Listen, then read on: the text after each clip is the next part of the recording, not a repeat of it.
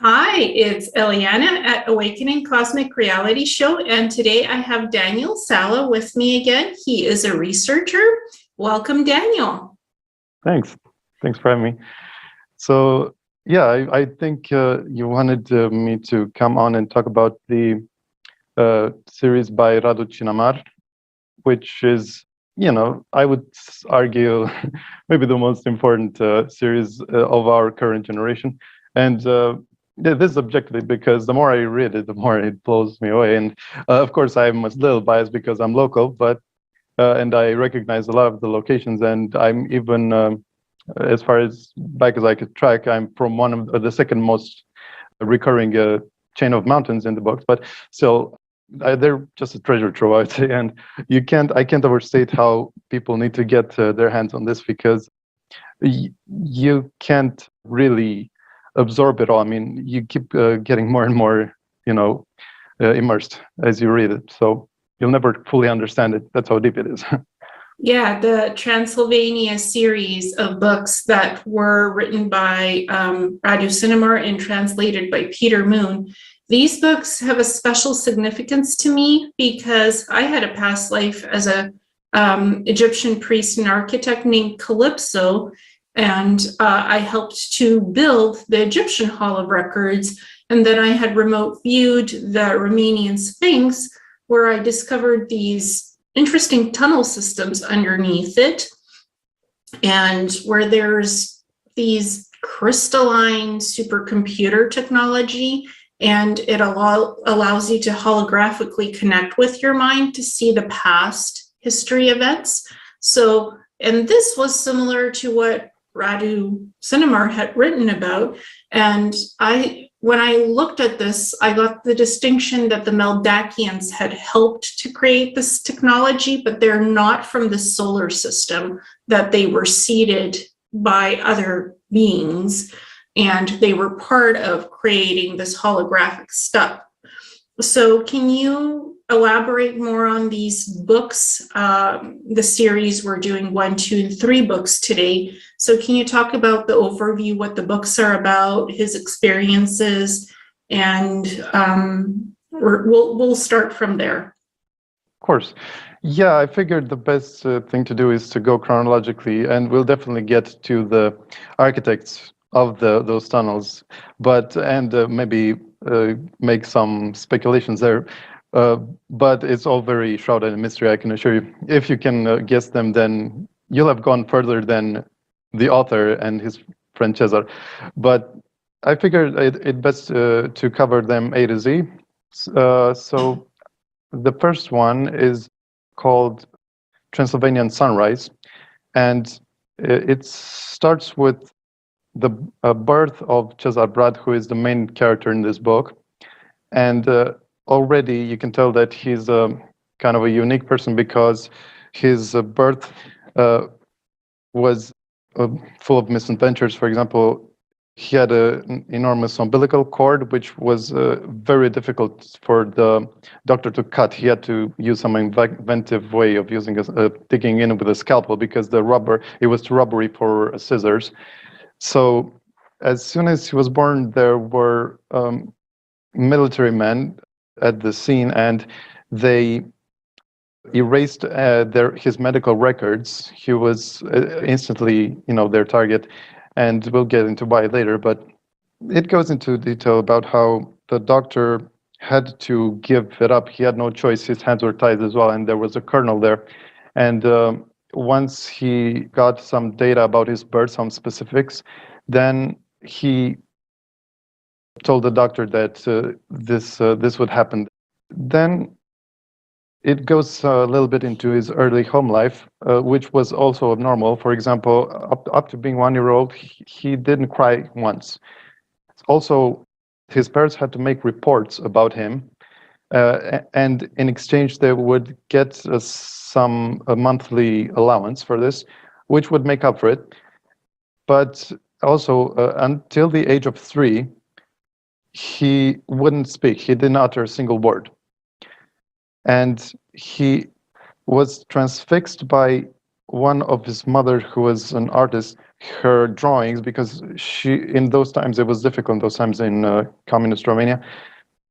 So she didn't have all the time to dedicate to art, but she did have enough to draw and to just make sketches. And she put one with concentric circles on the wall at one point. And young Cesar, was completely transfixed by it, and he would spend hours just looking into it. And this was also a feature in his behavior before, because he would do this contemplation to a fault on a regular basis. And then in the book, it diverts to how during this time, in the early 70s, there was a parapsychological training program funded by Ceausescu, and this was kind of a trend in other countries as well. But in Romania, it was unique. And it also featured a certain Dr. Shen, a Chinese guy. There's no real background on him, but and he at first seems a little inauspicious, but actually he turns up, he played a huge role in Cesar's education and initiation. And so here is another example of Cesar's early childhood exploits or whatever. And also the reason why he was so targeted was that he had extreme psychic abilities.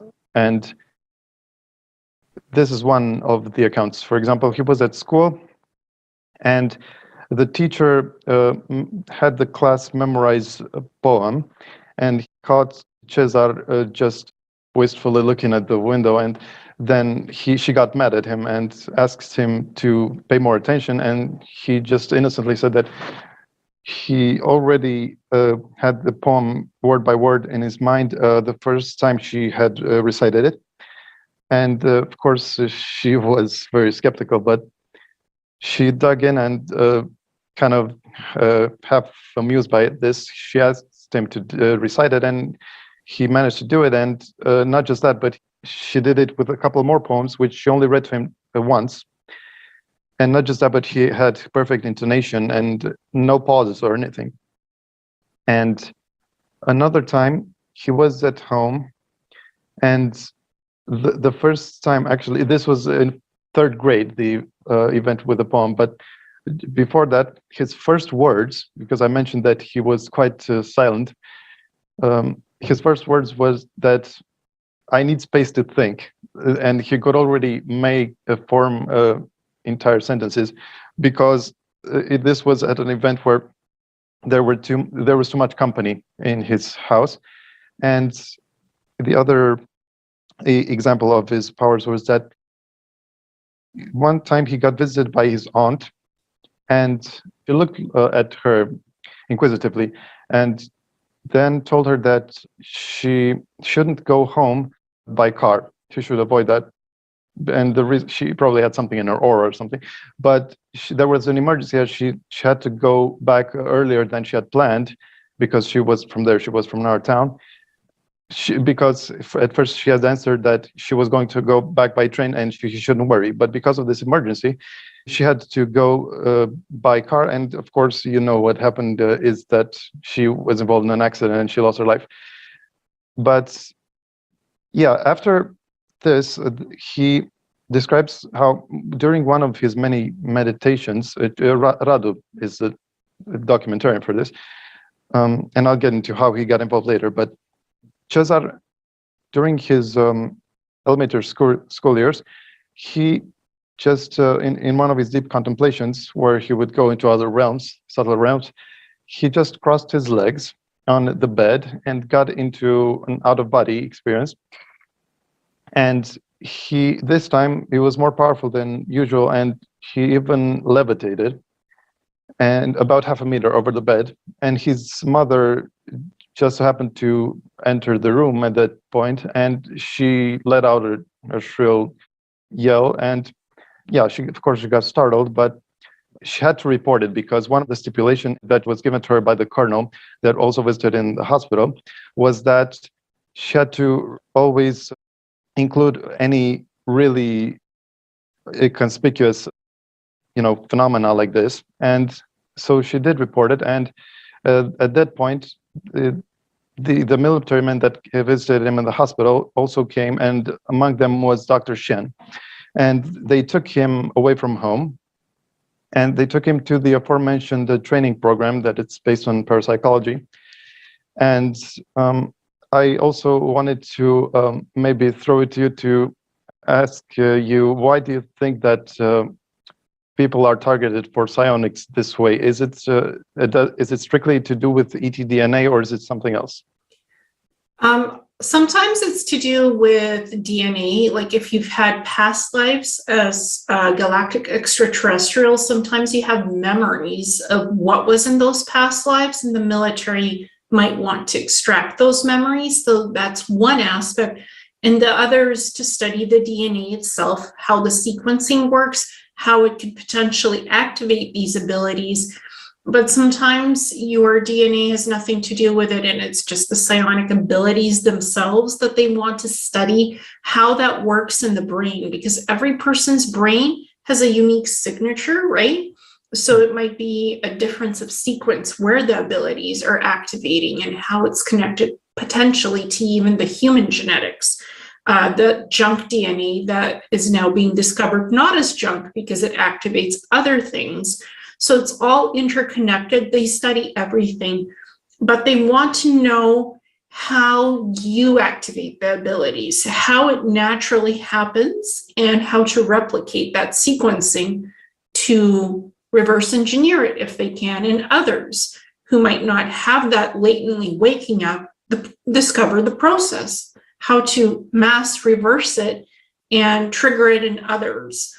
That's what I know happened to me in the Monarch Solutions program, because they literally gave me drugs to separate my left hemisphere from my right hemisphere, because they're interconnected. But when you separate the functions of them, so they work independently of each other, then you can activate psionically to open up portal stargates, natural portals to open up. So the drugs did that. And then I was able to open the portals. The drugs were temporary, that eventually wore off, and the hemispheres went back to working side by side. But there's even drugs that can augment ability, that can change brain chemistry. So I think it is that this happens in variations for people. And since Cesar Brad had already natural abilities, they likely wanted to see what he could do on his own. How can he levitate? How can he see future events? How is that possible? So they wanted to know how his abilities work just naturally, what makes him tick. So I think that's why he was being reported. If he could do anything, he was being reported to the military. And once he levitated, that was that next sequence, and they took him for it. Yeah, I think you're right. Yeah. And he also says that when you have these abilities, the last thing you want to do is just flaunt them at people. So although people might be suspicious when they hear this, because they don't demonstrate this just whenever they're asked, that's because people with real abilities aren't proud about it, because they don't know, they have nothing to demonstrate. And this is what comes with actually having these abilities, is just knowing this control and balance, and knowing that you don't need to prove anything to anyone. But then it goes into how these psychonauts, so to speak, in the training program, they each had different and abnormal abilities. Like one of the kids had something that reminded me of how it's described being in the presence of Draco reptilians, which is very difficult for humans to withstand their energy. And this is how it was with this kid. Just being in his presence instilled a lot of fear.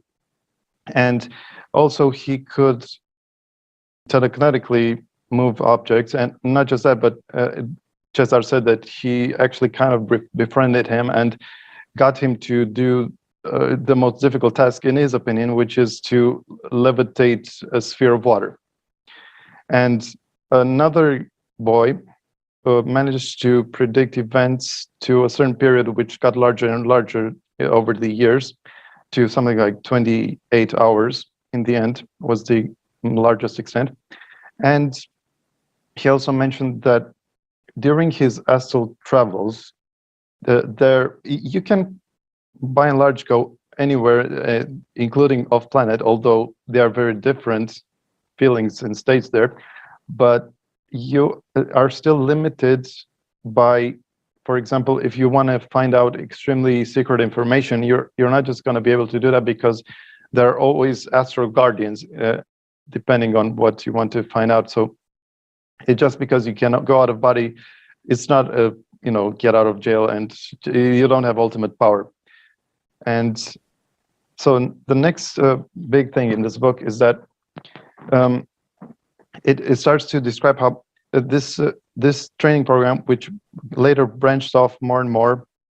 For example, it got tasked with documenting and researching and just quelling and easing the situation whenever there was high strangeness in the country. They had the highest clearance, and they were called on to the scene and made to investigate. And then he goes into one of the most compelling examples, although Cesar told Radu that there were many, many others, but this was just one that he could relate, which happened not far from Bucej, a little bit to the east. It's called Buzău Mountains, and there were a couple of brothers who climbed a cliff, and 2/3 of the way up, there were strange inscriptions that neither of them could recognize. And they got to the summit, and there they found a strange object that was golden, which turned out to be a lever. And one of them pulled it, and he just got pulled into a completely different place, just disappeared completely. And when the brother returned alone, people found him, suspect of killing him, of manslaughter or something. But they got, disabused of this one. His father also accompanied him on the next journey, and the exact same thing happened to him, because he also couldn't help himself and pulled this lever, and he just disappeared, just like that. And this place was later destroyed, but it wasn't by Department Zero. It was from some other high-ranking military people from Romania. It's a shame, really. But also, as much as a few days after it got dynamited, there were still like green smoke coming off of it. So there was clearly some anomalies, but there were also pictures taken. So there is a folder on this, at least. And then it reveals how Cesar got quickly jumped through the ranks and got upgraded to executive director just at 21, which happened to be 1991. And then it slightly veers into this whole Bucej complex, which started with a high-ranking member of the an Italian member of the Freemasonry. He had a high position in their lodge, and not just that, but he was part of the Bilderberg group, also was highly placed there. And he was called Signore Massini, and he somehow managed to evade all the security that was surrounding Cesar, which there was quite a lot of, and just managed to set up a meeting with him. And by the way, I forgot to mention that Department Zero was very exclusive and only had to answer to president. And they had a lot of liberty to move, to do whatever they wanted. Because even if the people were told of these strange events, most of them wouldn't have believed it anyway. And whenever there were some suspicions from the higher-ups in Romanian politics, they would get just a bit of more information about what was happening, and then they would be quickly convinced to be prudent about this. And then Signore Massini goes and visits and insists on talking to Cesar himself, and not even in a room, so as to not be subject to wiretapping.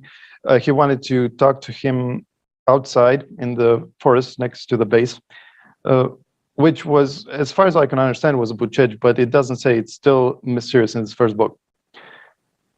And he describes to Cesar that Freemasonry has the world in their pockets, even if it doesn't appear so, and that the real what they're after really is power, is not money at all. They're far past it. And they started in about the 1500s, and their specialty lies in this, in just outthinking the populace. And they always play to both sides, and they're the ones who, fuel each side of the war, and because they're the ones who profit, and they're the ones who act like they're the saviors.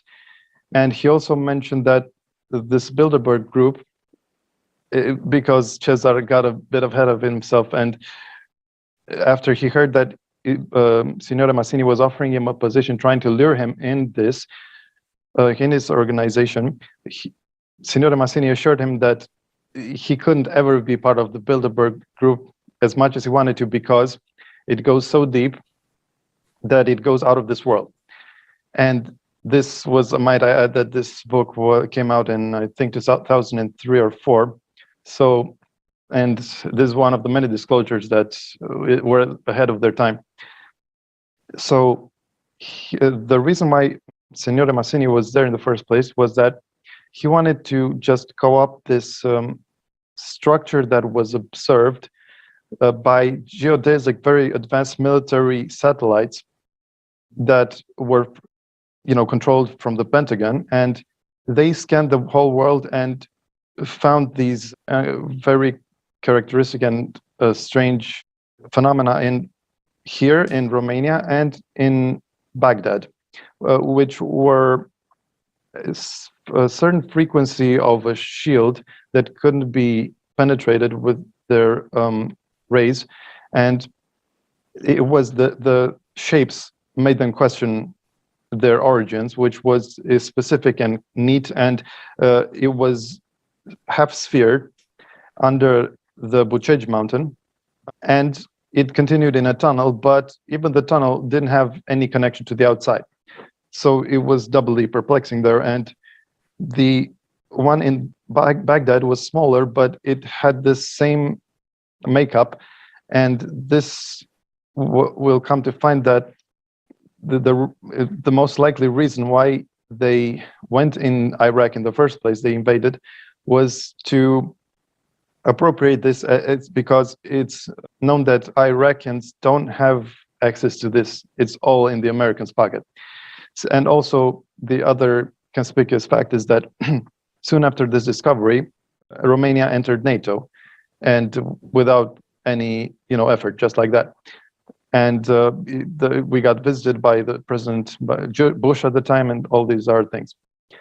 So the long and short of it is that he wanted to corrupt Cesar, and they had a very long conversation about how about these dark entities that are occult, and that there are actually 3 main layers in Freemasonry, unlike what we're told, not just the 33 degrees. That's the middling one. And the first one is just getting read into just a kind of superficial level, which is people who can still be helpful to them, and they think they're top of line, but they never are, and they can be part of local clubs and such. But then comes the 33 degrees, which does have power, especially in the higher rungs, but it's still nothing compared to the highest one, in which they're all on the same side. And you're never going to know the names of those people, because they don't need to be known, and in fact they make a point to not be known, and they control the media, and they're behind most of what we can say is not right with the world. But and he could be this frank, this transparent with Cesar, because they weren't tapped and they weren't recorded, and because he wanted just to be upfront, and he knew that Cesar was a very able person, so there was no point hiding with him. But Cesar kind of played dumb at the beginning and just acted like he was, willing to participate and join them. But this was only to gain as much control of the situation and not let their influence, get a hold of this complex. So next, it's described how what this turned out to be was it was designed by intelligent creatures. Clearly, there was no two ways about it, and that the Freemasons wanted access to this technology, and because they knew for a fact that there were treasures there. For example, they were after monatomic gold, which turns out that it was there in the complex. This was their fixation. But before that, somehow, because Cesar was very resistant to Signore Mazzini's wily ways, he managed to convince the upper echelons of Romanian politics to plead to the more ethical side of them. And this is the reason why Signore Mazzini didn't manage to, he'd kind of foiled his plans. And also, in a way, because these elites have access to looking glass and other technology that predict the future, in a way, actually, it's implied that Mazzini almost knew that this was the unfolding of events, that he wouldn't be able to affect too much, although they still tried their best, and they figured that Cesar was the best avenue. So we move on to the base now. So they involved really advanced boring machines that were, I can only assume that this is what they use in the dumps because of how it's described, how they can perforate like hundreds of meters in a single day. And the way they work is through a plasma ray that functions alongside a rotating magnetic field, and they spin the rock in a certain way until it seems like it becomes liquid. It looks like it melts, and this assures that there's no debris or next to none, and there's zero dust, and they can just go do a lot of progress very quickly this way. And because of how they were able to scan this location, they could triangulate the best place to start boring in, and they noticed a certain energy shield, that they figured might be too impenetrable for them because they already tried the one in Baghdad and they couldn't go through it. So they tried to go, first of all, obliquely from another point, not directly, and they found out that even the stone, that the walls that surround the so-called Great Gallery, which is the continuation of the hemisphere, which is very large, so the tunnel in front of it, they tried to cheat a little bit and perforate to bore through just the wall, but even that one was resistant to these very, very advanced machines, which goes to show how advanced the civilization that left this was. And so they finally got in, and the problem was they got in through the normal horizontal way, and which involved that energy shield as well.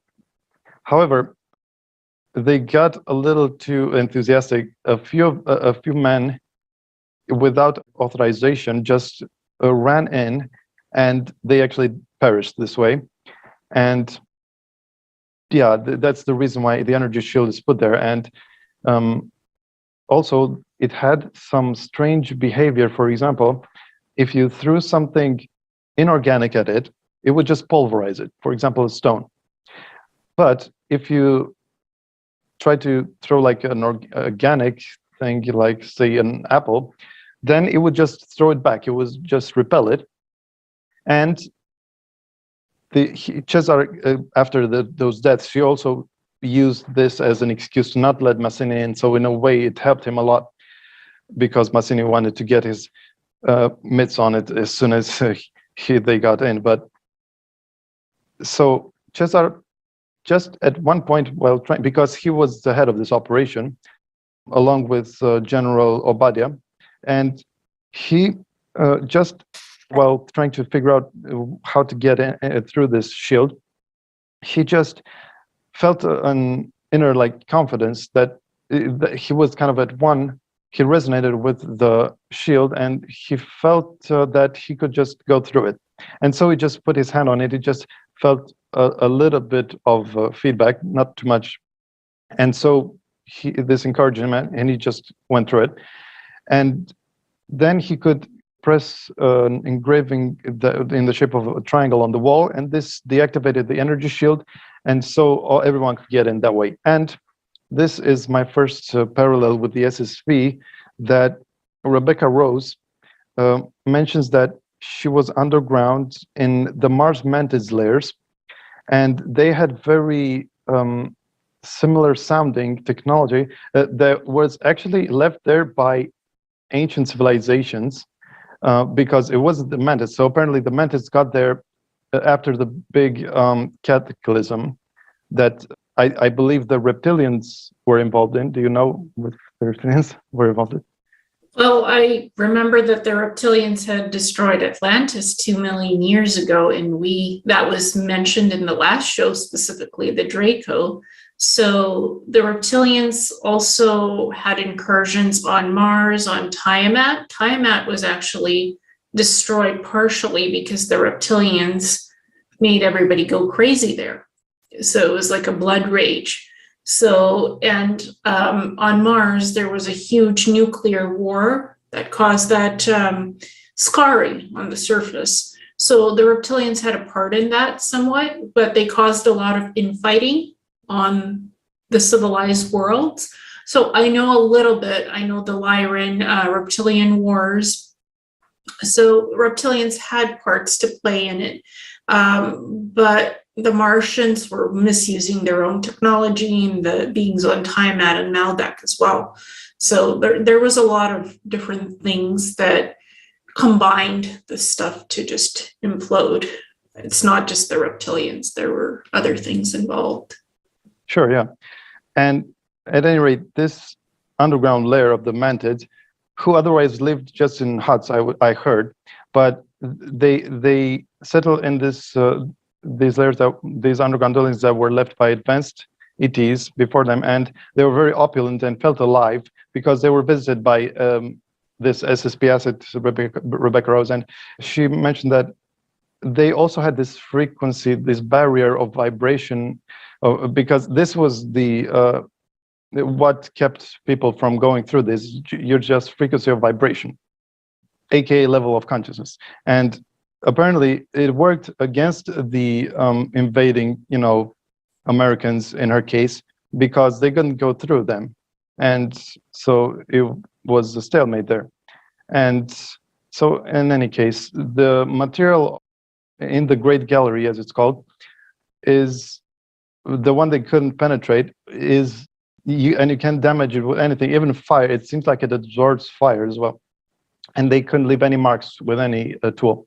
It looked semi-organic, and it also gave him slightly strange visual feedback. So when he would move, it would like undulate and create waves, and which also had a strange effect on his consciousness. But in any event, so it also mentions how this great discovery was foretold to him by a certain mystic back in the 80s who really was on the money with this, and that the right people would make sure that this was going to go through and everything. And so just to quickly splice in the fact that there was a lot of chaos prior to their excursion in Buchej, and you could never ever get through even from the beginning, because there was a specific list of people who had access, and it was very exclusive. And even today, there is a very short list of Americans who can get in, and no other nationality other than Americans and Romanians. And now we will go into the technology which this series is the most famous for, perhaps, which was in the projection hall, as it's called. And it was very large. It was about 30 meters tall and 100 meters wide. And it had a very otherworldly effect. And this is no surprise, because clearly the makers of it were from another world. And the thing that caught his eye, Radu's eye, because the purpose that I should mention that the reason why Radu got involved with this, he wasn't a big player in any way, but somehow he got acquainted with Cesar and made a good impression, and he had certain qualities that made him a fit for this. And at the first meeting they had, actually, Cesar got in a cab and just telepathically told the cab driver where to go, and Radu didn't even realize this until he got told. But they got off to a good start, and Cesar saw the fact that Radu was very genuine and didn't claim to know, anything special. Was just there to report objectively, and his kind of role was that of disclosing. And Cesar managed about 8 or so days into first getting into the base to get him a spot for a few hours. And what Radu reported was seeing certain T-shaped tables that were 5 meters long, and that as soon as you would walk by them, they would project an enormous hologram. And they were so tall that you needed a small ladder if you're a human, which also was suggestive of the fact that the makers were roughly 3.5 meters tall. And the content of the hologram depended on the table. So each of the 10 tables, which are 5 on each side around the room, contained a different branch of science. One of them was biology, one was cosmology, one was astrology, one was physics, there was even one with religion, and there was one with architecture, and one with general species of ETs. And so he only got time to explore one, and which was the biology one. And as soon as he approached it, there was a very, very rich hologram. It's exactly like you were in it. And I think the movie Avatar displayed something similar. And what he saw was a rotating image of a humanoid, which turned out to be himself, because he could recognize a certain feature on his arm. And he then played around with the table, which was made of a dark material, a film, had a film that was dark and kind of marble, and he could even see himself mirrored in it. And it had a grid with different size squares in it. And he touched one of the squares and advanced his finger, and this then had an effect on the holographic image, which was very dynamic. And this gesture made the image zoom in to his body, down to first his organs, then to the molecular, his DNA, and then to even to atomic level, and then probably even more than physical, just etheric. I'm not. He doesn't say that. I'm just my impression that, because the atom he saw as a faint, very faint glow. But yeah, the point is he couldn't. He was so advanced that he couldn't even interpret it correctly. And now I wanted to maybe ask you if you witnessed something along the same lines in the Venus Ancient Builder Race outpost. So in the Venus Ancient Builder Outrace, so Ancient Builder Race outpost, we call it the Citadel because it's this green crystalline looking, and it's in this shape sort of like a pyramid. It has that obelisk-like shape, so to describe what it looks like on the outside, and it's green, and it has this crystalline material. And again, I was with Anea, who is considered one of the guardians. So she accompanied me. She took me on the Akashan. So they had opened up some kind of a portal with the ship and beamed us in on Venus. So that's how it started. And somehow I was able, there was some kind of a electromagnetic field around my body because the Citadel is on the surface of Venus. It's not underground. So, and I touched some kind of triangular and circular symbols, and it activated with music and DNA frequency. I saw green and blue activation symbols. So when I intuitively sensed which symbols to press, the door to the Citadel opened up and Anea and I went in. There weren't any tables, holographic tables. There were discs. They were round circular discs, which looked metallic and crystalline, kind of greenish yellow.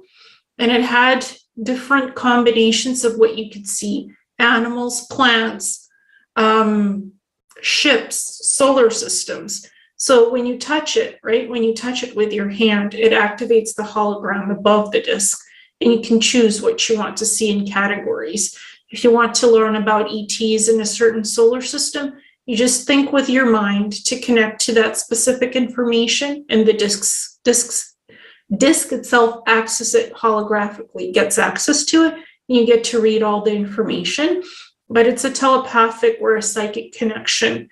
There's no physical buttons to press. It's all on the disk. There's symbols with drawings, but you have to holographically tap into that, because it's not pressing it by hand. It's holographically thinking of the symbol or the image, and then it brings access to it, and you read the information, and you have to scroll. It's like a huge archive of everything. And there's planetary histories, there's Earth, Mars, Venus, every planet in our solar system and others as well. But you have to use your mind to psychically think to it what you want to see, and then even more, go deeper into the archive. So it's all holographic. The disk itself is physical, right? Made out of some kind of green, yellow, metallic crystalline alloy. And the rest of it does have symbols and stuff, but you have to holographically connect to them with your psychic ability. So that's what I experienced on Venus. Now, the holographic tables, that stuff does exist on Planetary Corp basis, because they have everything is holographic. They don't have paper anymore. They don't print paper. Everything is on holographic systems and computers and holographic databases. So we had those tables. They weren't big like that though. So they were human level size, but you could press a button and it would activate a holographic image of something. And then you would go like this with your fingers and holographically interact. Those tables do have some buttons, but the rest of it is holographic, because you're interfacing with holograms and information in the databases. So I do know that those holographic tables exist in Planetary Corp. They're not huge though, so it's made for humans. It's not made for large ETs to work with. And my Neuralink implants would interface with the holographic aspects of those tables, and I could download whatever data I wanted to store on my Neuralink implants. That actually sounds eerily similar, and that you're probably the first to corroborate this aspect of it, the first one that actually saw a real one, Hall of Record. And we could go on for a long time, but about that, I could get through many questions, but I should concentrate on the rest. So next, he went to main centerpiece of the room, which was a sectioned cylinder, half cylinder, vertically, and they actually were perplexed by it and didn't know what it was. We'll come back to this in the book 3 when they finally elucidated that mystery. So he then goes to a certain post or pillar, which had a control panel, which also had a smaller holographic projection that showed him that there was a sea over Romania and Hungary, which got sucked or drained inside one of the famous mountains, Godiano, and that then there was a big red button and 2 levers, which were suggestive of the fact that it was a control panel that maintained control of the tectonic plates under Romania, because were they to need, that's what my interpretation, it doesn't directly say that, but definitely that it can control this aspect. In case, for example, there's another cataclysm and that covers Romania in water or something, and that the red button is there and the other 2 levers to safeguard this. Next, he goes to the last piece of technology that he could partake of in that room at the time. This would later change, but it was a dome that was gold colored, and it wasn't very tall, and it had a big slit in the middle. And again, just he had to approach it, and it would trigger an enormous hologram again, and also lifelike, but it ran basically an intuitive movie, if you will, of the history of humanity. And it would tap into your consciousness, so it would guide it around the person. It would personalize it to your understanding. And he said that when he went there, the guards, that because there were guards guarding the tunnels, because there were tunnels to Egypt and Tibet and to Inner Earth, which we'll get to later. But even they can help but watch, even though they had seen similar movies many times, they were still wrapped by it. And I can't go into any much detail in this, even if I want to, because he was on a bit of a tight leash at the time. It was understandable. In 2003, he couldn't shop too much because simply put, people wouldn't understand and would just dismiss it. And this is the reason why it's such a long series, that it's a drip by drip, and people have to catch up to it. And it, from the beginning, it was classed as science fiction, even though the author is adamant, and just common sense dictates that it's not, that it's very real. So the upshot of this hologram, which ran for an hour and a half, was that we got lied to in a big way, and that there was clear ET intervention with us from the get-go, and that what we call myths and legends are usually on the money, and what we call history is nearly inverted because of special interest and such. And so that about sums up the first book. And the next book is called Transylvania Moonrise, and it's much more personal, but it's actually superior because of the nature of his adventures. So it starts with Radu Cinamar, who from this point on, he will be the main character throughout the books, but Cezar continues to be the second main character. And so Radu Cinamar, who told his editor that he doesn't want to be called by his fans or whatever, followers, whatever you want to call it, but he didn't want to go through that. And so, but there was this one insistent person, and also very polite, who called almost every day for a few weeks and wanted badly to get in touch with him due to reading the first book, of course. And this kind of intrigued him and Radu, and then he eventually visited this guy. He turned out to be an alchemist, and this immediately assured Radu that he wasn't wasting his time as he initially thought. He visited his villa, which was in Bucharest, and he was blonde, he was medium tall, but well built, and he looked in his late 20s, but in fact, early on he told him that he was 62, and he couldn't believe it. But even after seeing all this strange things in the projection hall, but he showed him his birth certificate and other proof that he was his age, and even if it was a spoof, he was way intrigued by that point. So he was called Elinor, and he described what happened that gave him this extra longevity.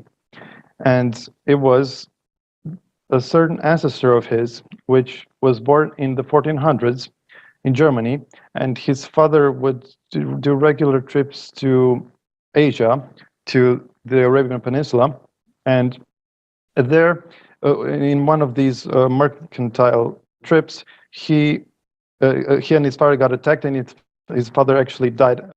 And then he was enslaved by some Arabians, and after working for them for a long time, these Arabians got visited by a certain Maharaja from India, who was impressed by him and took him under his wing. So he was no longer a slave. And then in India, this Maharaja got at some point got visited by a magician and occultist, and there was renown at the time. And he also took liking to this ancestor of Elinor's. And so, long story short, he initiated him into alchemy for 20-something years. And at the end of this initiation, he passed off certain device which would prolong his life by around 17 to 2000 years, so 1700 to 2000 years. And the content of this device, as he found out, was certain crystal at the base that was encased in a tetrahedron, and which was kind of a mesh and metal that was also precious, but I believe reddish. And this tetrahedron was encased in a sphere that was also kind of mesh, and this was encased in turn in a square. And the interplay between them and the fact that the crystal was a process of very advanced alchemy that was attuned to the person, so it only worked on on a specific person. That's how you created it, with one person in mind.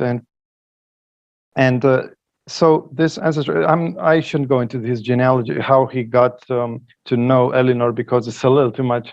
But the point is, he said that this knowledge goes back to pre-dynastic Egypt, and that it's not even, although it's extremely advanced, it's not even the height of alchemy. The height of alchemy is something they call the elixir of life, and that prolongs your life by so much that you don't even need this anymore. And it's honestly, it's a little obscene how long that prolongs. It's about 3 or 4 times longer than this.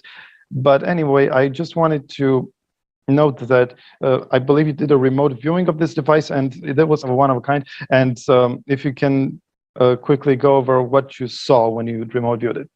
So when I first saw it, the first thing I saw was purple energy.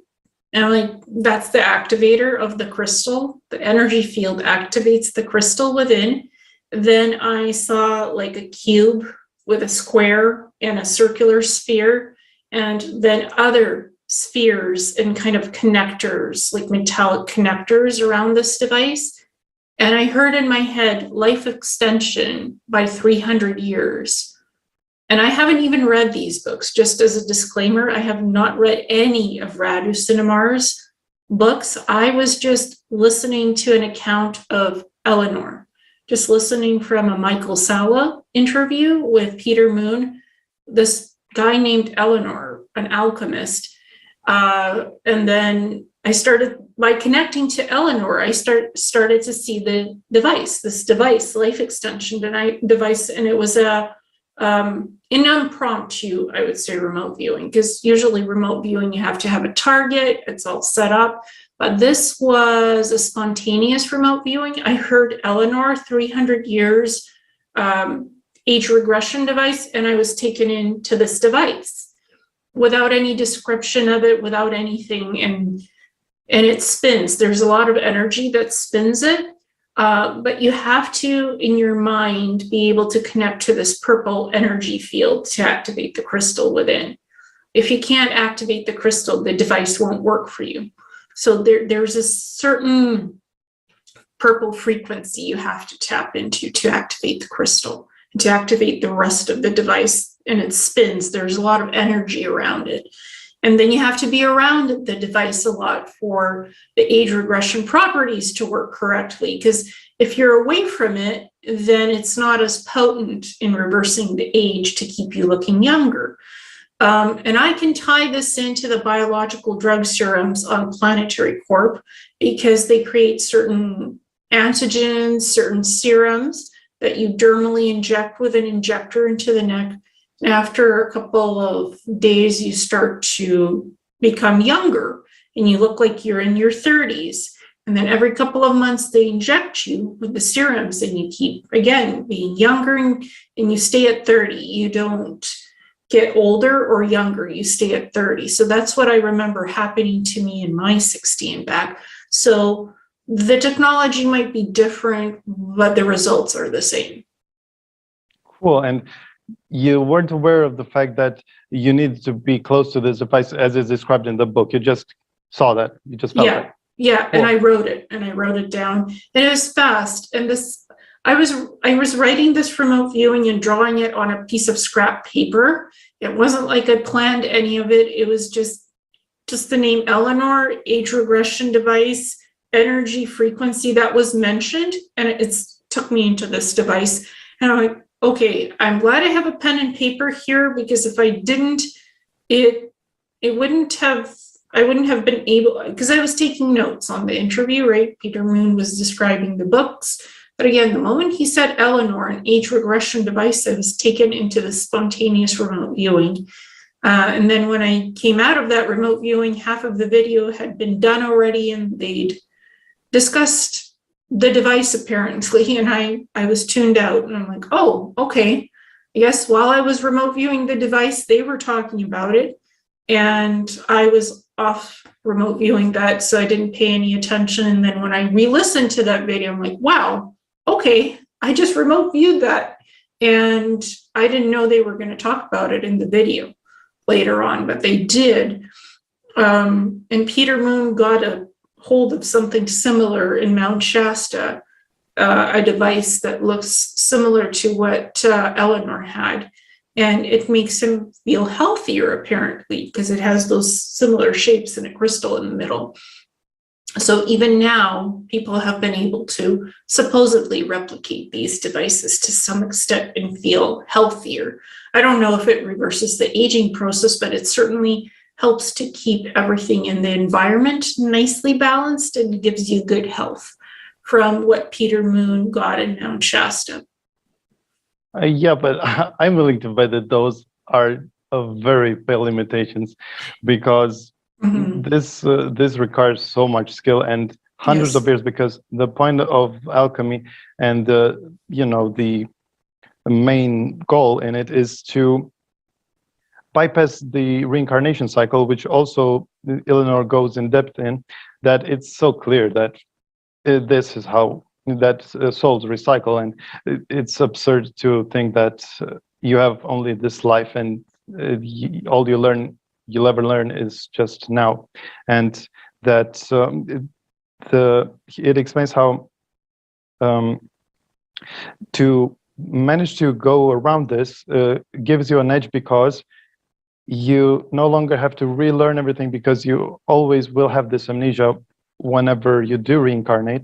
And if you're lucky, and if you have accumulated a lot of experience in your past lives, then you can have this kind of accelerated, he made some calculations that it would take a normal soul thousands of years as compared to his ancestor. But he got a lot of help from his ancestor. So he wasn't ready to he wasn't ready to recreate all these devices yet. He was still learning, but he had read thousands of books already. But anyway, I wanted to say that you mentioned purple, and actually I just remembered that the inside, the crystal's color actually is purple.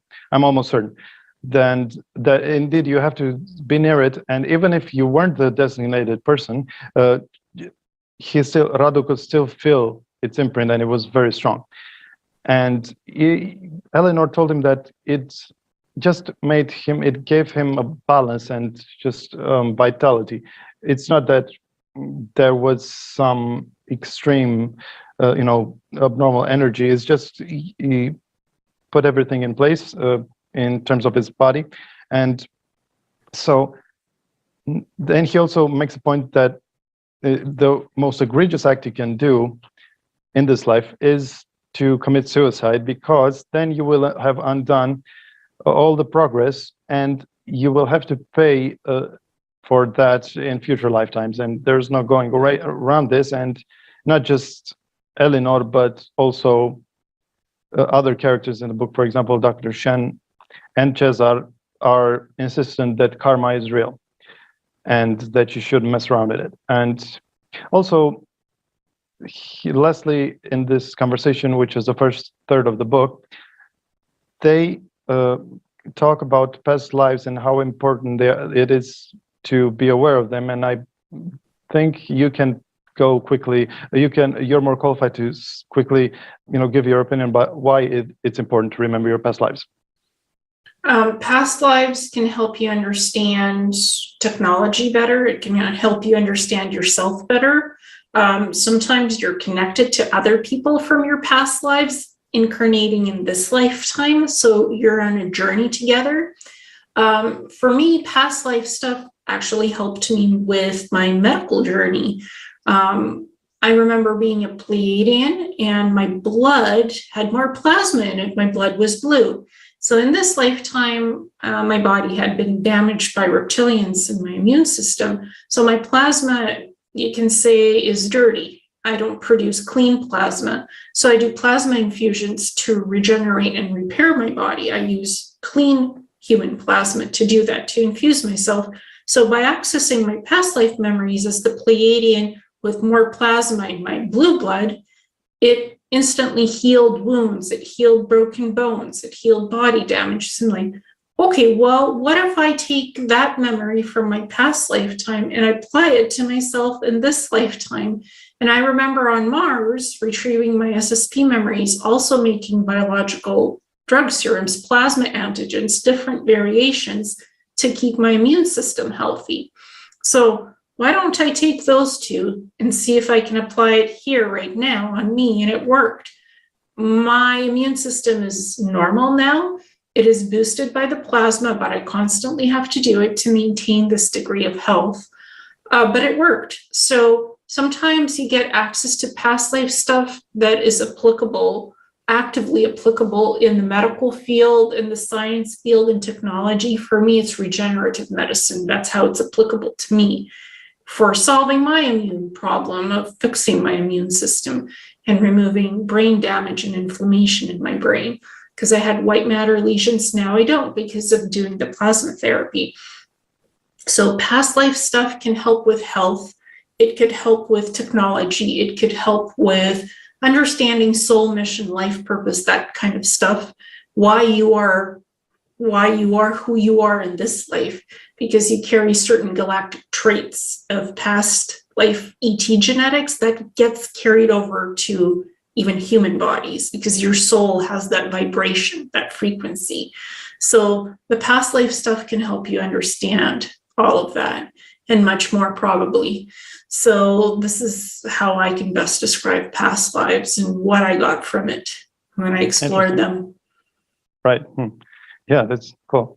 And so actually, I also forgot to mention that the reason why Eleanor was insistent on contacting Radu was not so much himself, was that he was an in-between. He was just a liaison for Repa Sundi, who is a Tibetan Lama. And well, I'm just going to reveal it already because time is short, but he is actually Dr. Shen, and who was pivotal in Cesar until Romania left communism in '89, and then he left under mysterious circumstances. And even Cesar, with his astral ability, tapping ability, couldn't find the reason why, and that's because he. This is a rare case where even Cesar is outpowered. I'm almost certain, but psychically by this Tibetan Lama, because he had the means to protect himself psychically and hide himself. And so he was the one who wanted to talk to Radu, because he's managed to read into just people just through telepathy. For example, it's explained in the third book that people who are, energy savvy or can easily access subtle planes, they don't even need to, for example, read a book in many cases, because each book has a certain signature which just surrounds it. It's in kind of an aura, and you just have to see that and instantly download the whole book. It's very advanced, and very few people can do it, but it's possible. And so I just wanted to make an explanation for why Repasundi wanted to broach this with Radu. And so he wasn't alone. He was accompanied by, I think, what's called a Tolpa, who is a conjured being. And in Tibetan culture, it's called the Yidam, Yidam, and they're to the level of a god.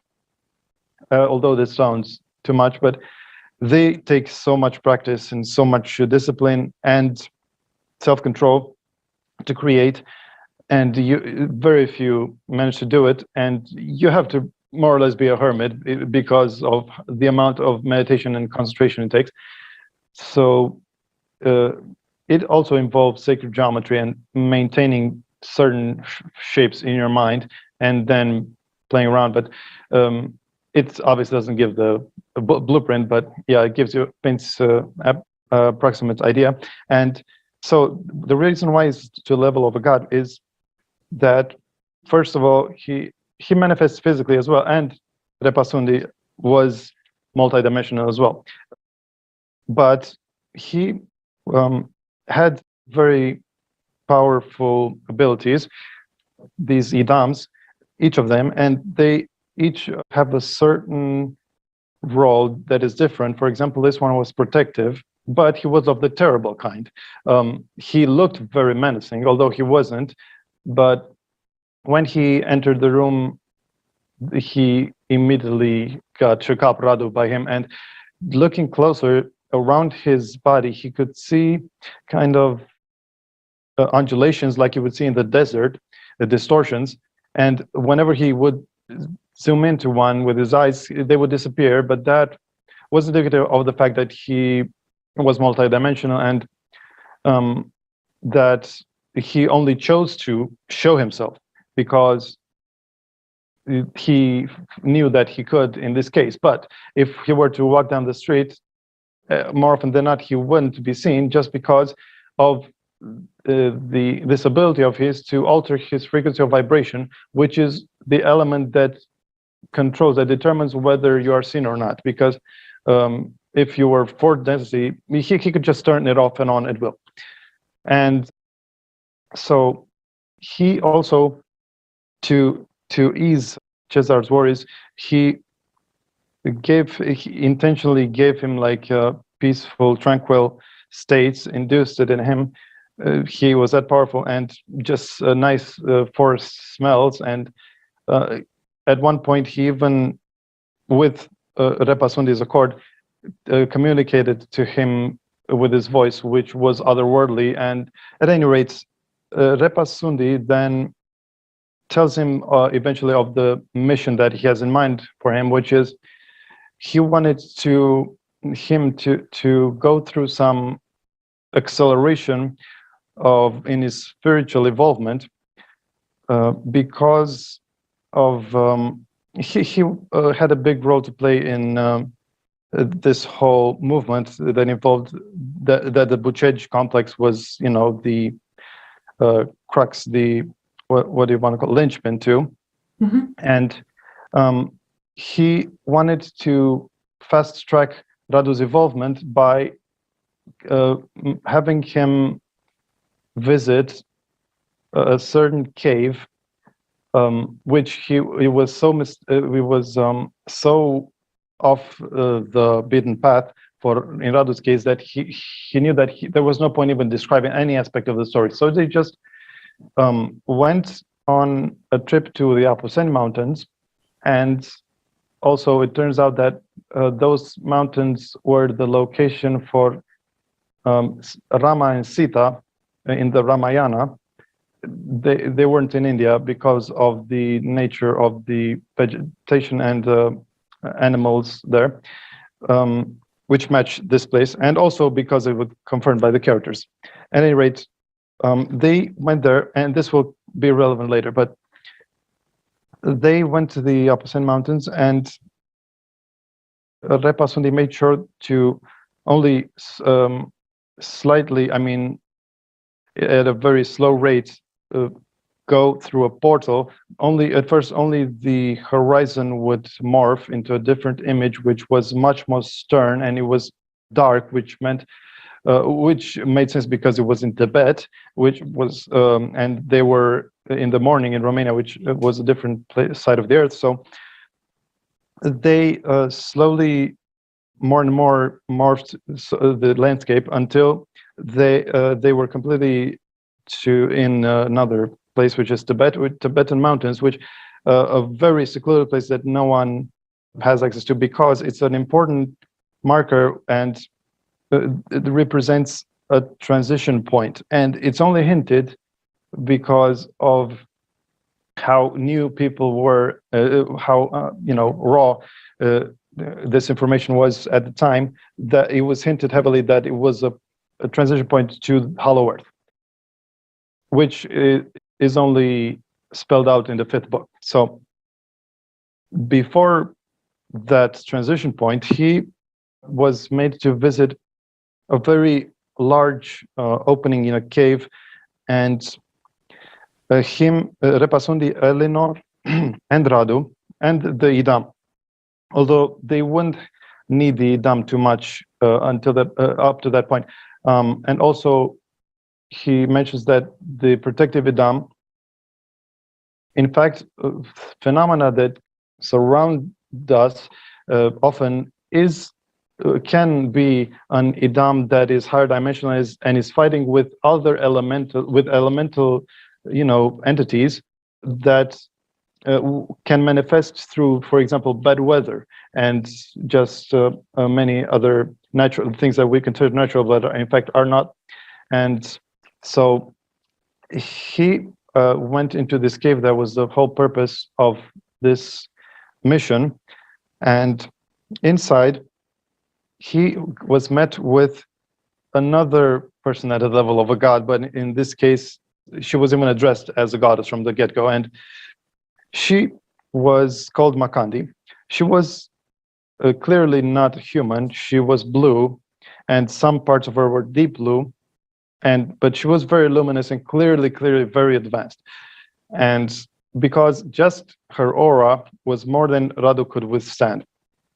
And he got very nauseous, and even his legs were trembling, and he had to receive help from her to remain awake and keep his wits about him. And just looking at her, he is extremely intoxicated, clearly, with her, and describes her beauty, and that he couldn't ever, it was so ineffable that he could never do it justice in words. So he could just only describe the very surface. And he was extremely reverential, and she then played the biggest role in his life, even bigger than Cesar. And anyway, she eventually, after giving him a few upgrades, by touching his throat chakra, then his forehead, third eye, sixth chakra, and then his crown chakra, and they each had different effects, very powerful and energetically. And for the last one, for the first one, he ceased to feel his body, and the second one induced some strange vortex-like funnel feelings inside his forehead that clearly made him more in tune with himself. And the last one involved a light that was multicolored, that was above his head and very bright, and stayed with him a few minutes. And afterwards, he was, present enough to talk to her, to actually be, talked to by her. And the way she sounded was also very ethereal, and it was like multiple voices were in his head. And at first he looked around because it was suspicious there were multiple people, but it was just her. And they did match, the words did match her lips. And she communicated that she wants to send him on this mission along with others, but he was quite the only one. But in his case, it wasn't just to do with the Buceci complex. It was to restore some old parchments that were left by a certain guru, Rinpoche, who, you can look him up, is a real character. And he was very wise, and he was one who had control eventually over death. And he left to his disciples a few parchments of, very high wisdom. And even if Makande is impressed, then it's a safe bet that those are worthwhile. But so then she even showed him one of the parchments, and gave him this, task to translate them, to take great care of them, because she was basically their guardian. And so he just, she before that, he even felt that he was enveloped in a certain heat by this person, by Makandi, and it made him completely numb physically. But she told him, she advised him to not be attached, even though he was completely taken with her, and he would become obsessed, understandably, because she was higher dimensional, or density certainly. And then she advised him to not be attached, and he felt a little embarrassed that he was, but to always be centered, and regardless of whether it's a good or bad thing. And so she also reassured him that, because he rather didn't want to leave, he was that attached, but she assured him that, to his delight, he would see her again in a matter of a few days, which was the real initiation that was going to take place, which was in the Godiano Mountains, which I previously mentioned, that was the spot where the water got sucked in, that cover Romania. And so it's a very highly energetic place, has importance that goes back many millennia, and it was even documented. So in this initiation, there were, which was a few days later, there were also present 19 young men and women of about 20 to 25 that were Romanian, but unlike Radu, they didn't physically meet Makandi, but they did meet her in their dreams, which was one of the ways that she did it, just because they not all had the intermediary, like Radu had the luxury of having with Dr. Shen or Repasundi. So they got together, and Repasundi, Radu, and Eleanor, and the Idam, or I'm not sure how you pronounce it, but at any rate, so they were meant to also chaperone these 19 and guide them to the top of the mountain. And by this point, it was nighttime, and the huge dark clouds rolled in and created very harsh environment, and very heavy rain and winds and thunder. And this is one of the elemental manifestations that I mentioned that the Idam was there for. And there were 3 larger than than sheepdogs, and also their leaves were much longer. You could tell that there was something supernatural there, and they were making darting towards this group, and very menacingly, and growling and whatnot. But the Idam just cast a spell which is described as a sort of light coming out of its hand, and this made the dogs sit still, and also he created a force field which would protect them from the elements that I mentioned were very harsh. So they got to the top of the mountain eventually, and there was a cave there, which suddenly, not a cave, at first it was just a rock, which became more and more transparent until it revealed a cave, and out of it came Makandi. This time she didn't even walk, she just floated, and also she seemed even more imposing than the last time, and she let all of them know at the same time, because she had this a method of addressing multiple people, that she gave them each personalized information about what they were meant to do.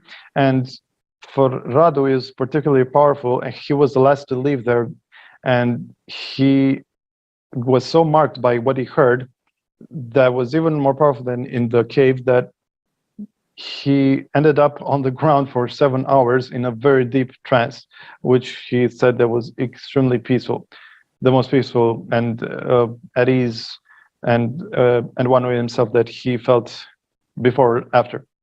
And so clearly the mission was successful up to that point. She was very effective in this case. And the last thing about this was that during this storm, which Makandi was completely, immune to, there was also a strange event, which was a large group of ETs that descended from the sky, and they also made a hole through the storm, which was pink hued, I think, and they had a different features, so there weren't just one species. And from what I gathered, they were from inner Earth and as well as Makandi. That was just my reading between the lines, because there's no further information, so I may as well give my own interpretation, that they were clearly higher density, but they also were very welcoming and greeting, and they were just part of it, I guess. Oh, but also Radu could tell that their auras, while powerful, didn't match or nearly Makandi's. So Makandi, actually, it was told by Cesar at one point that she is one of the most powerful entities in this galaxy, which goes to show how, if you're willing to believe this, that how pivotal like Earth is, because Makandi is very tied to this place. She was actually part, although she wasn't documented, she was part of the Rama and Sita story, but that's too much for this episode. So now we're going to move to the third book, which is Mystery of Egypt. And one last thing was that also that Makandi mentioned that these were end times, so she would probably know a thing or two about the future, and also the most decadent of all times, or the ones that we're living in now. And it's a good idea to invoke, if you can't do much more, to just ask the help of these higher density beings that are well oriented. So I'm not one to do that, but I just figured I would, maybe at one point. I'm not ruling it out, but I should be true to the story. So, So Mystery of Egypt is the third book, and it finally gets inside the tunnels.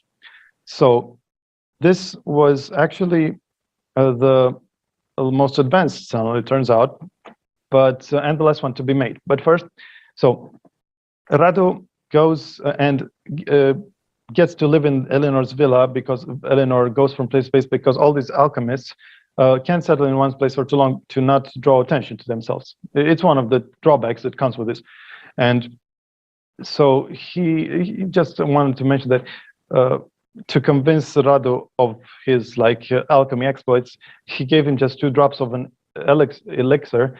And at first, Radu felt needles around his head and felt that he suffocated and just very sweaty. But after a few minutes, he felt just that he was so clean that he felt like a newborn, and he had so much energy that he didn't have before. And whatever the pain he had now doubled in the form of just sheer power.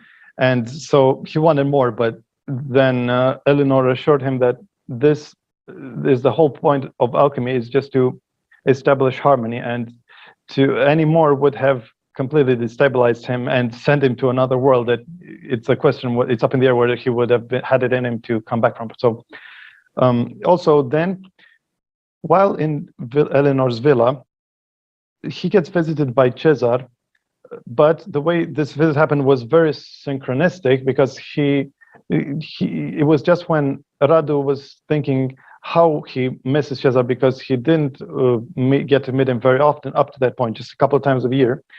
And just as he was doing that, he gets called, but Cesar tells Radu that they talk about all sorts of spiritual stuff, because this is why Radu missed Cesar, that he wanted to elucidate some of these mysteries of life. And one of them was how we all have a part of God, not the religious, not the Christian sense, but the all-powerful being that is all-knowing and such, and infinite. But how we all have a spark of God in us, and that the only reason why even Christianity, for example, it's said that we don't have a part of God in us, is due to mistranslations. So anyway, then this was what most elated Radu to hear that Cesar then suggested that Radu joined their next trip. It was a suggestion, but actually, more or less, he knew that it was a foregone conclusion. And because Radu was clearly acceptant with open arms, and he, after 2 years, got to visit again the base. And actually, this is what the funniest aspect of this, that the reason, what got him back in that place was his encounter with Repasundi. So if not for that, then if not for answering the phone from his editor, then all of these rest of his books wouldn't have happened. So it's a series of synchronistic events. And so then once he's at the base, it was a mission to explore this Egypt tunnel. I think it had only been visited once or twice before. And this time they had very specifically made vehicles which looked like race cars. And their front was low, but they had some room for baggage at the back, which and also they had automatic. This was in 2005, and they ran on atomic battery, and they were made by Americans, so clearly they had access to this even on Earth. And they didn't even need to drive them. They were self-driving in the same vein that like Tesla cars are now. And so they also describe how they had shoes. They were given shoes that had this feedback that would make it very much ease the effort. And then he finally got to visit the tunnel, which the reason why they figured that it was probably the last to be made was that it wasn't even in the physical plane as such. It wasn't detectable by any of our machinery. I mean, it was as physical as anything while you were in it, while it was activated. But unlike the other tunnels which were dug through, this one was basically just an advanced technology that would memorize this. It was between planes, you could say. It would memorize anything that was within it. And once it was intentionally stopped, which was also through like an engraving in the wall in front of it, then it would just disappear, but keep, of course, all the information that was in it, which could include humans as well. So it was a very strange time distortion. And you could even freeze, like in a way, time, because from what I understood that the boxes that they left in the tunnel during their more rudimentary excursions there, they were as good as new, and not one iota of dust, etc. And also the color was indigo of this tunnel, and this was apparently separate from the material that was kind of semi-organic.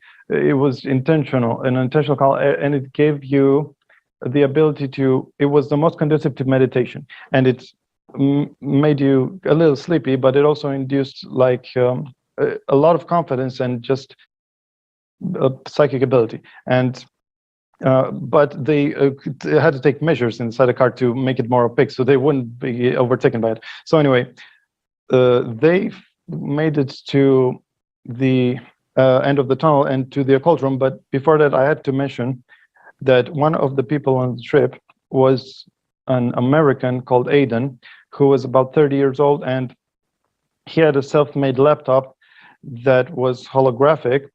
And so unlike a laptop, it wouldn't open like this. And he said that he had a bigger version, desktop version, that was much more powerful at the Pentagon. And he would only live in this underground bases his whole life. And he dedicated it all because he had this special ability to developing like more and more advanced computers. And he even had a telepathic link to the electron inside the circuits. And this laptop had a very unique interface, which was unlike, for example, the tables in the Hall of Record. They would be so sensitive that he would just have to slightly move one of his fingers in 3D space, and the whole configuration would change. And I wanted to ask if you maybe witnessed something along these lines where the menu is in 3D in your SSP experience. So my Neuralink implants could connect with anything that was holographic in the systems. And so when you touch with your finger, the holographic interface, things change. And you can think about it and it changes, or you could touch it with your finger and the interface, you see the interface, but there's no buttons and things can be moving around. So it really is almost like 4D instead of 3D. It's a 4D technology because you can look at things from 360-degree angles, and this stuff moves differently than 3D dimensional quantum physics even. So, and then you can zoom in and zoom out. You can even zoom in and zoom out with your eyes with this holographic technology to see to the finest, minutest clarity what's in an object, what's in the information. So I think it's beyond 3D technology. I think there's some extraterrestrial technology that's involved in the holographic stuff that Planetary Corp had, because they worked with Nordics as well to develop the Neuralink implants. It was energy core implants with nanotechnology mixed in. So it wasn't just a microchip implant. It was not like that. It was energetic, and it was nanotechnology mixed together with nanofiber, actually with gold, with nanofiber gold in the implants. And didn't Aiden have an implant in his brain or something that would project the information back to this laptop and to the base? I think there was something implantable in his brain. It could very well be, but I read the book for the second time, so I'm pretty sure that it's not mentioned in it. But it did mention that his devices actually tapped into the etheric plane, so just like yours, and it used something. It's something about a crystal and tensors and Hilbert space, and it doesn't go into much more depth. Because it says that it's highly compartmentalized, highly exclusive information. Mm-hmm. And also, I wanted to mention that U.S. Navy is called out here that they were the providers of this technology, and they were, in cahoots with the Romanians, and which gives a nice corroboration to a certain whistleblower that came out just a few months ago, who was interviewed on Journey to Truth, and he said that, just off the cuff remark, he wasn't asked about this, but that he was stationed in certain spots in Eastern Europe, and then he says that one of those places was the Bucegi Mountains. And then later he says that the militia here, the branch of it, is exceedingly powerful. And they weren't talking about the book, so it's just kind of interesting confirmation there. And next, so they go through this time distortion, and they get to the occult room, which was covered by a large stone like barrier wall, which again was easy to go through. But once inside, he could see that. So the room was 10 meters long and 7 meters tall, and it was very bright. And he couldn't, unlike the material that covered the projection hall and the tunnels and everything, they were stone, so he couldn't isolate like the point of light. And until he got closer and saw that over the stone was a very thin film of a moving organic material, which means it was like small bacteria or small creatures that withstood something like 30,000 years, because apparently this is the date for this place. The date for the Bucegi Mountains, I mean, it's not set in stone that this is the date, but this is they have it on very good authority, because whenever huge events happened in the first historical hologram, it would zoom out of it and show the constellations, from which they could extrapolate using the Platonic years, that it took 2 Platonic years for the Bucegi phase. to be separate. And also, it stopped at the year 500 AD for some reason. It's unknown.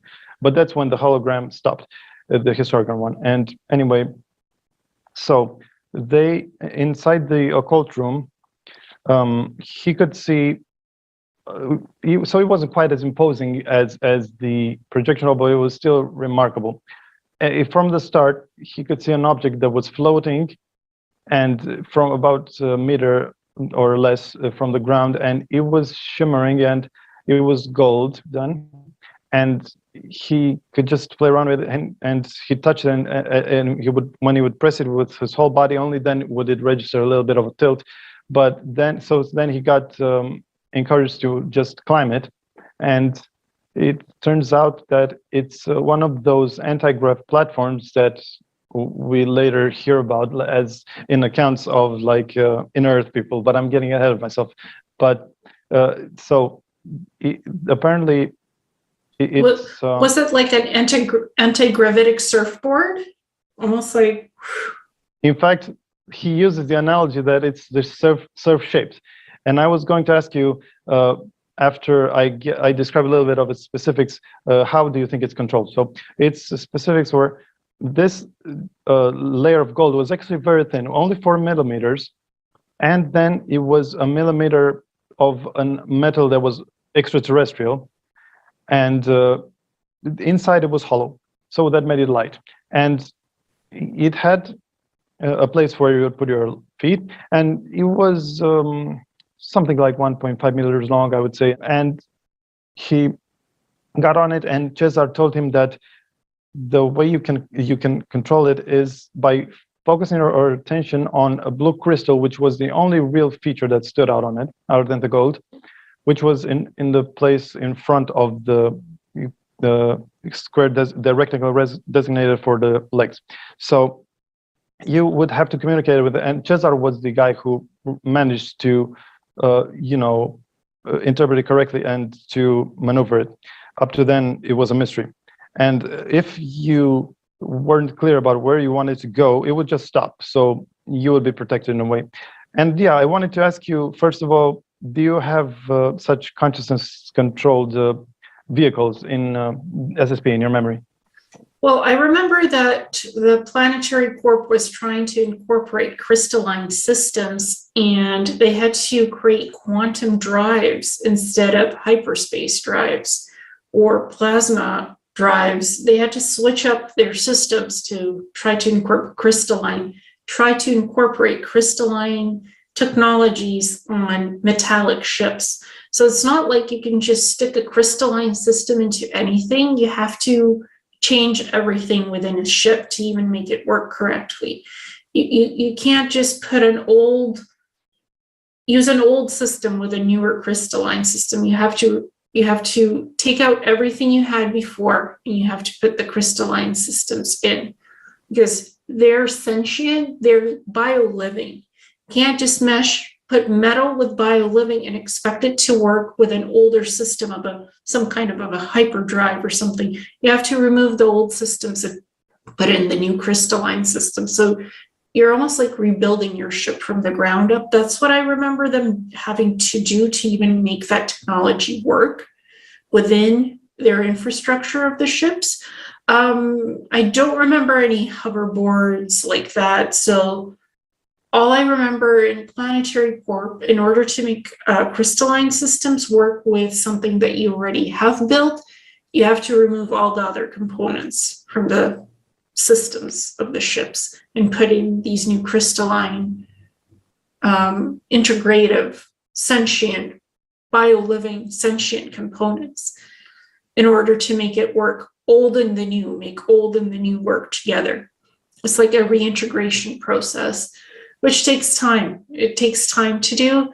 And I think some of the ETs have mastered this already, like make alchemical frequency of gold work with plasma and crystalline energy to make that hoverboard, because I'm getting it was plasma as well. That plasma is involved in making it hover, not just the anti-gravitic, whatever it is, component. Plasma was part of it. And Planetary Corp has some ships that are run on plasma core technology as well. So I think it's all integrated in very particular components of nanotechnology and crystalline technology that activates it in plasma. That's what I'm getting. Although I noticed that the more advanced the technology, the simpler, the more streamlined it looks. So in the case of this, it's just 3 ingredients from what is described, just the crystal, the gold, and the other mysterious metal. Yeah. So anyway, getting back to our original point about the architects of this place. Mm-hmm. So the only information that is ever disclosed is in this 3rd book, when they were talking about this hovercraft, and it was when Radu asked Cesar what he knows, once he told him that it was ET material. Mm-hmm. So he told him that it couldn't be one of the guys that the ETs that the American government works with, because it was such a large gap in advancements, which I don't know if it's just boasting, but it could be, between them and the makers of this place, was comparable to Homo erectus to Homo sapiens. So, mm-hmm. And also that they weren't just from this, outside this galaxy. They were from a very far away galaxy. That at one point they did manage to get the name of, but they couldn't find it. Although Cesar is convinced that we did see it, so it's in our records. It's just that he couldn't match the two. But either way, it probably wouldn't help him too much. So they are very elusive, and we'll quickly get to the centerpiece of this room, which was a time machine. But before and how they obscured any of their attempts to get more about their identity, and this was kind of the thing that they wanted to hide, the only thing that they couldn't have access to, which was anything to do with these ETs' influence and their actions.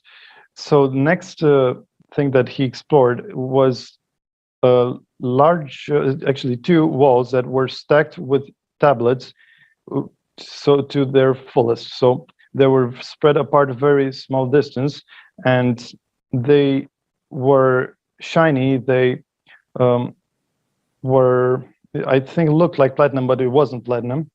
And you would have to get them out in a certain way, only in the direction that they were meant to. Otherwise, you couldn't. It would have stuck, and you couldn't mismatch them. They each had their place, and they each had 2 days worth of perfect quality holograms. So they were another Hall of Records, but it was very different because, for example, the one in projection room was more intuitive and interactive. This one was more just of an objective record, although it was still dynamic, and it was still very, very relevant, and significant. So you can imagine if those 2 walls that I described, how large those dimensions were, they incorporated about a few tens of thousands.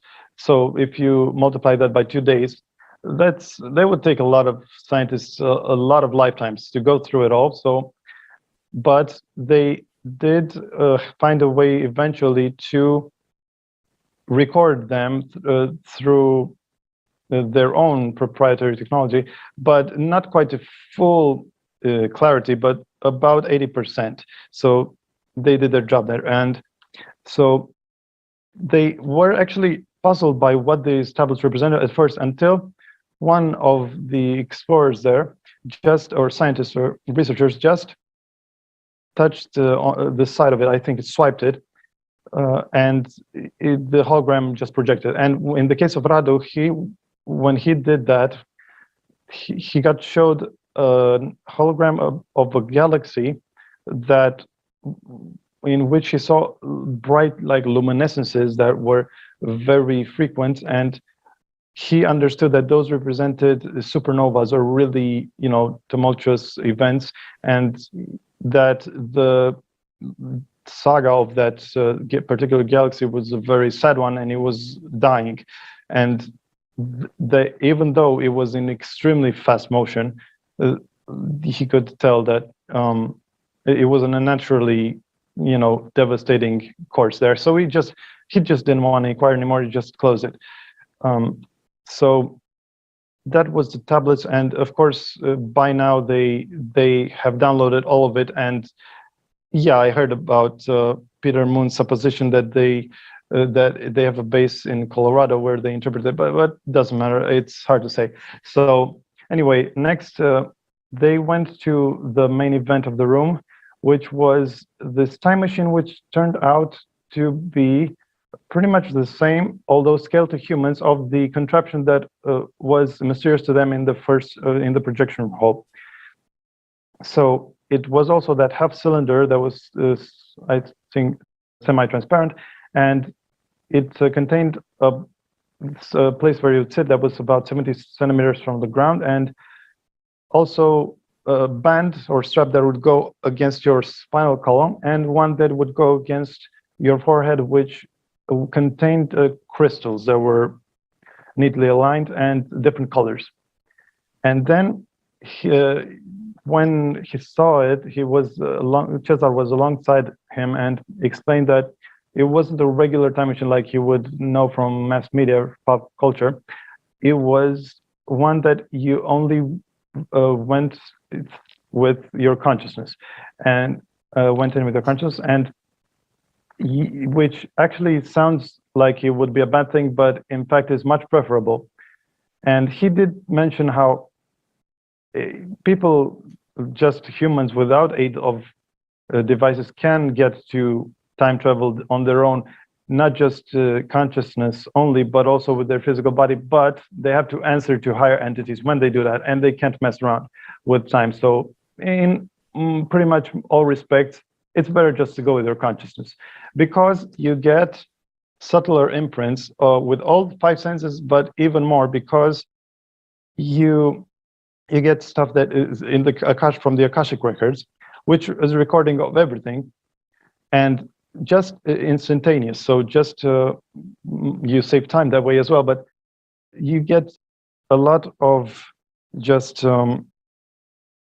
subtle feelings and states and whatnot about the location just being there, and information that you wouldn't be privy to obviously if you were just physically. So he described to Cesar that if he can maintain control, that he is going to get a ride on it. But before that, Rado was actually, despite seeing all that he saw, he was still a little dubious, felt a little iffy about whether it really was a time machine. So Cesar, jokingly told him that, would I lie to you? And then looked inquisitively, and that it made him blush. But then he told him that he had, by that point, made hundreds of these trips in time, because of the fact that they even managed to, so this was an arduous trip. They had to go there physically, even though the tunnel had the means to teleport them if they had the right use of crystals. But unfortunately, the architects of the place didn't leave instructions to that end. It's mysterious as to why, but still, that's one of the few things that they still don't figure out, how to get working. But at any rate, they found out that the machine in the center of the projection room was the same, but scaled to ETs, and they actually managed to adapt it to humans, so they didn't have to do this arduous trip. So that's how, by this point, actually, Cesar had gone on so many trips, and not just to the past, but even to the future. And on the future, he said that he has to keep it on the down low because of how it would affect the consciousness of the people, not just the dubiousness of it, but just that you would be messing with their free will a little bit, which you don't want to do. But every single trip of his is accounted for and is documented, and there's a handful of people, and he mentions who that gets to read those reports, which are very meaningful. So he tells Cesar, while explaining the use of this device, that the first ever excursion that he made was actually to the place that he most wanted to see, because this is more or less how this device works. This is a mechanism on which it relies on, and the thing that he wanted to shed light on to start with, because he was also the first that could understand what was happening, and that he had to have the clarity of the throat chakra, because the throat chakra is deals with intuition, and with time travel it's an essential role. And in the case of whole body time travel, you also have to involve the second chakra. But it's just if it's just consciousness, it's all about sorry, did I say six? I'm in the throat, so which is the fifth chakra. And you have to make sure it's very pure, and not just pure, but it's very active energetically. So these two together. But if you do that, and if you maintain a strong will and concentration, then you won't have much of a problem. And if you aren't ready, then it will manifest through pain, through different ways of pain, like nausea or dizziness or just burning sensation. And his first trip involved visiting the life of the real Jesus. And it's a very controversial topic, but still, apparently he didn't look exactly like the iconography. He was also bearded, but he was shorter than is thought. He was 1.7 meters, which is, I think, 5'7" feet. 5'6". Oh, okay. Cool. And he was svelte also, and he was extremely gifted psychically, and he could make him out in a group because of his strong personality and aura. And he reported that many of his sermons were mischaracterized or just not mentioned at all, and that he had a huge impact on the spirituality of the people at the time, so much so that he was mostly accompanied by lower rung people, but also even when the nobility was around, they would cry oftentimes when they met him and just kneel. And when they finished crying, he wouldn't try to console them. He would just look at them, and oftentimes that was enough. They didn't need any more explanation. They were content with that. So just his sheer presence was very powerful.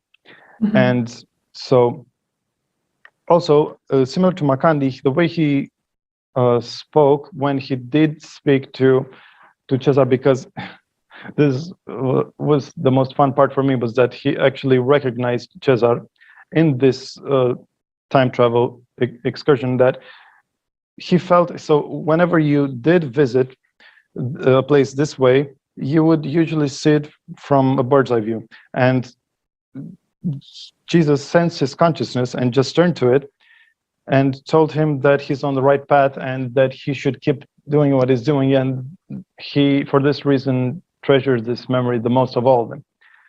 And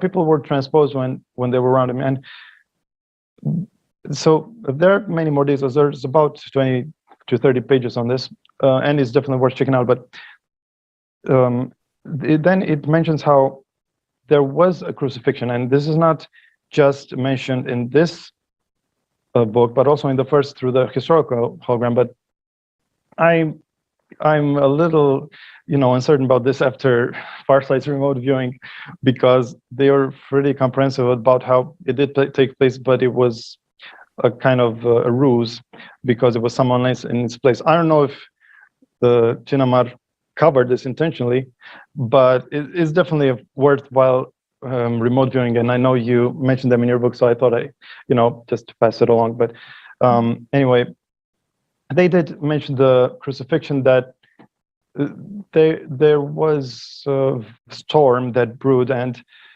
there was a stampede among the people, and after the night settled and they died on the cross, and then there was an unearthing of the hill that we're on, the landslide, and a third of it fell. And afterwards, two UFOs appeared that were circular, appeared before the crosses, and one was highlighted around it with blue and one with orange, and they emitted some strange noises and lights, and one of them went into the town and one of them remained there, and this caused a lot of panic.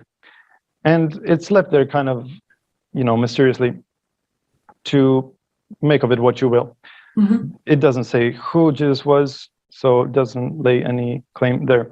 But the end of this little story is that the Vatican later contacted Cesar and crew and told them that they had also seen all the correct sermons and all the happenings with Jesus' life, and also that he was coupled with Mary Magdalene. This is also a big thing, and it was, kept on the hush because of, the interest of the sexist apostles.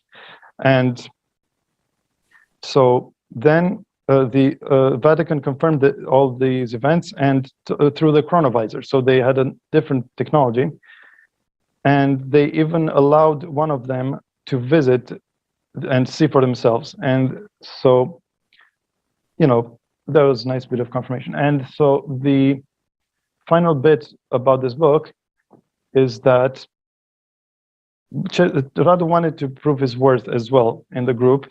So he tried his best shot at the time travel device. And when he did, the first sensation was burning.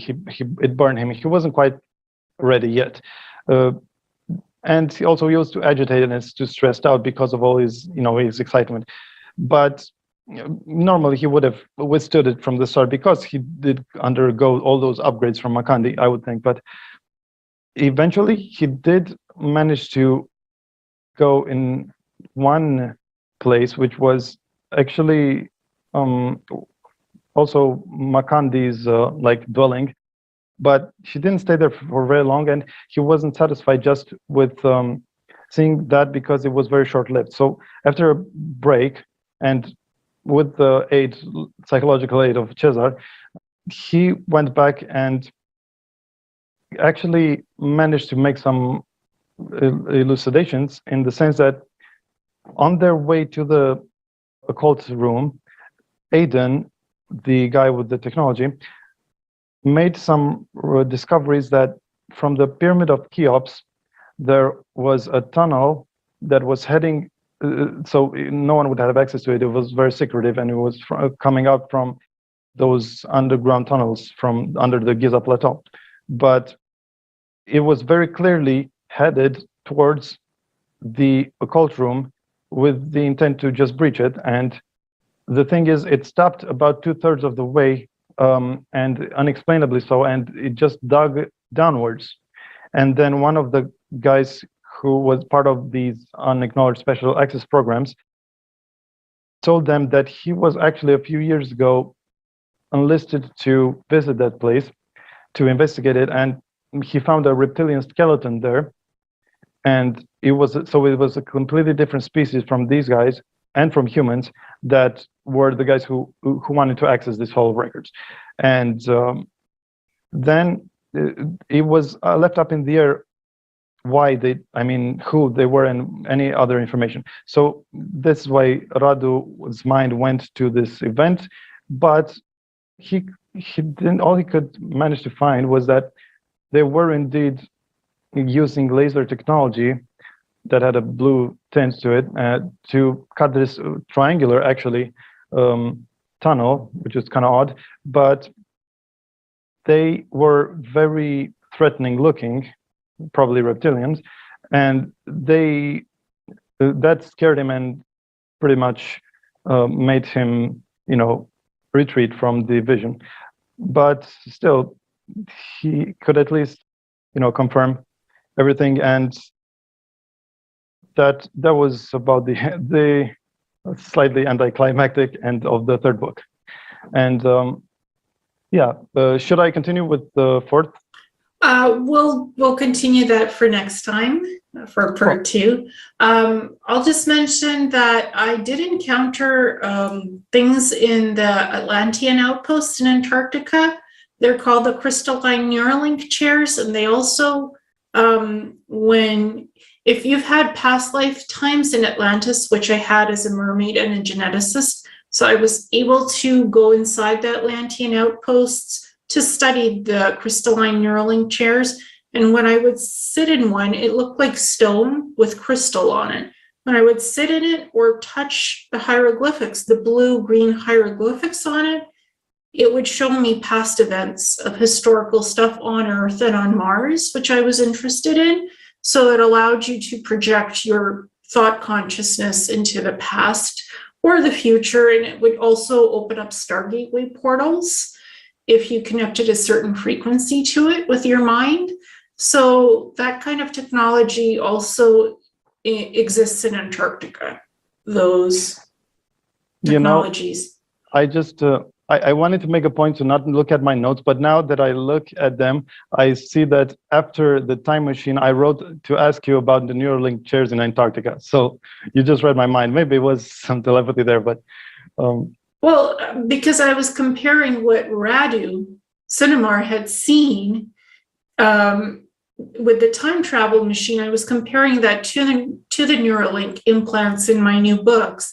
That's why it was easy to say, hey, there's technology like that in Antarctica, because that's what I was studying when I was there, when Planetary Corporation sent me there. And in Antarctica, firearms don't work that shoot, physical projectile bullets. Where those Atlantean outposts are, there's heavy electromagnetic fields. So projectile firearms don't work. You carry a laser sword. You work with a laser sword for protection if you need to protect yourself, because even a plasma rifle is not going to work near these outposts because there's fields protecting them. So it's sort of like when you were talking about Radu visiting the Buseji Mountains, right? That there's the spear shield. It's similar to what's around the outposts in the Atlantean ones in Antarctica. So there's similarities between holographic technology, time machine, thought consciousness traveling with like that, because you physically cannot interfere with something that's already happened, but you can consciously see it with your mind and interact with the scenes from the past. But you physically cannot change anything in the past. That's why it's thought consciousness time travel. Yes, exactly. You can't affect it. So it's just like the one in the books, yes. But maybe then these extraterrestrials weren't quite that far ahead of the ones that collaborate with Americans, as it was described in the book, that oftentimes they make allusions to the fact that, that's the reason, the most coveted thing in all of Freemasonry is getting, their hands on and control of the space and all these, devices. But after looking at all the SSP, I think, testimonies, that's still up in the air. I'm not quite sold on that notion quite yet, but still, this is the most in-depth, it's a great confirmation. It's the best complement to the SSP that I've found so far. Also, these might seem impressive, but I can assure you that these are just my highlights. And if you were to read them, which I really highly recommend, you would find many, many more, and they really deserve your time. So yeah, I can't stress this enough. Mm-hmm. Well, thank you so much for sharing part 1, 2, and 3 of these book series. And we will do part 2 where we talk about book 4, 5, 6, and 7. Great. Awesome. Thank you so much. And we will include pictures, since Daniel is great with editing. He will insert all the pictures of the stuff that we were discussing. So you'll get to see that throughout the video. Cool. Thank you, Daniel. I'll see you soon. Bye. Bye.